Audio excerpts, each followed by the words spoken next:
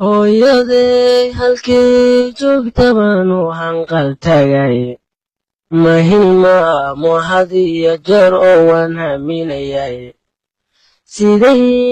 hormarisaan rabaa inaanu haybshay sidaygu hagar baxdaanu hoggaansamayne iyadoo haraadan horteed quudkii aan cunay haddaan seexan waayana runtii hurdamay arage haddaan ooyo habeenkoo bartegay heese ii tirin halgamayabaygu tiriyo hadalla waaweyne hubaashii ma qaban karo abaal hooya loo guday hadraawiyo cariis ciisaba horay u sheegeene howraar gabaya haybada kalaanugu ducaynaye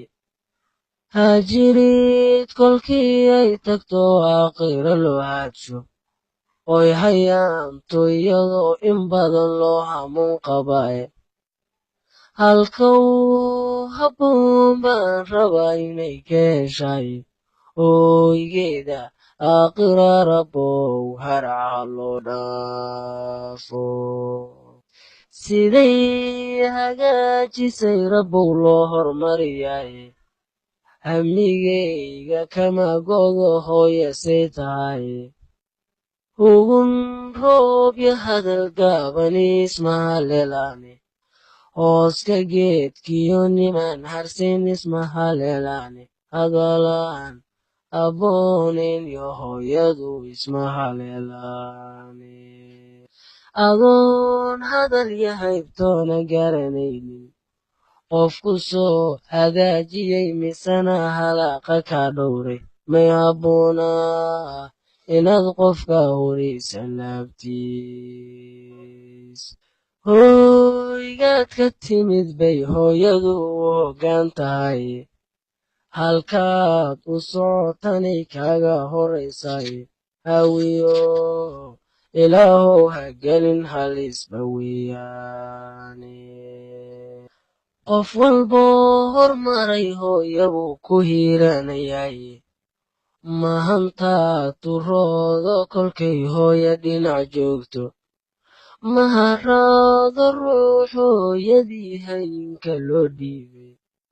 in badan markaan hurudnabay heega noo tahay hooyadu xaqay leedahay dadow heeryo culus weeye oo uusan holin karin duul awood huray haddii aad 100 jeer wado duudka ku hagoogto oo haddana xalamkii wacnayaad ku hareerayso hinqashada marad dhici tagtay gaartay hamigeeda kuma harayo xaqeedu oo hooyo waa daabe hooyada ogaw ruux walbow hilin kastoo joogto dhib yaroo ku horisaa qalbiga wuu hantaa tiqiine waa inaad hoos iyo qabow iyo haraac dhex gaysaaye hooyada ogaw ruux walbow hilin kastoo joogto